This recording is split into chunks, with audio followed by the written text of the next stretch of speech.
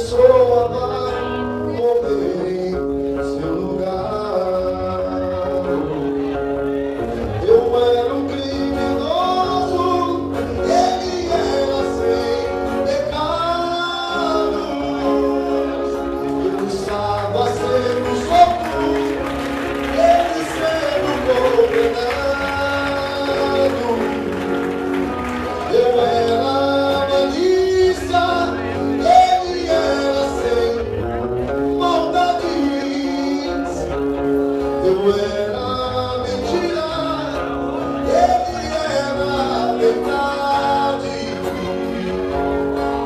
Eu estava em plena guerra, ele me trouxe a paz. Ele era Jesus Cristo e eu era Barrabás. Aleluia. No fundo de uma cela fria estava eu e a solidão. A alegria tinha ido embora, eu esperava a hora da execução. Obrigado, Jesus. O pranto molhando meu rosto e eu querendo os meus pecados. Me vi num beco sem saída, pois durante a vida eu fiz tudo errado. Eu sofrendo ali desesperado, chegou um soldado, tirou as correntes e falou pra mim: você vai se livrar da morte, é seu dia de sorte, você pode ir. Olha Jesus falando assim, ó.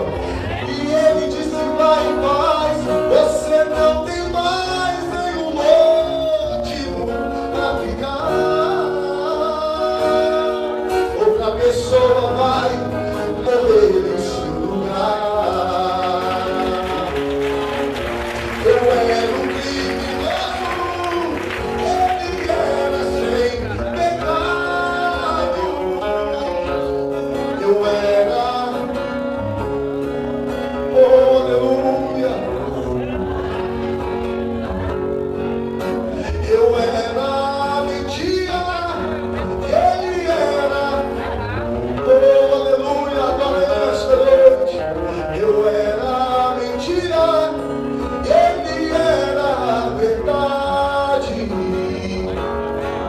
Eu estava em plena guerra e ele me trouxe a paz.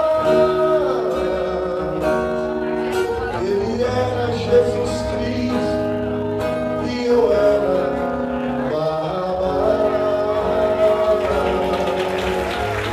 Quem foi salvo aí pelo amor de Jesus Cristo?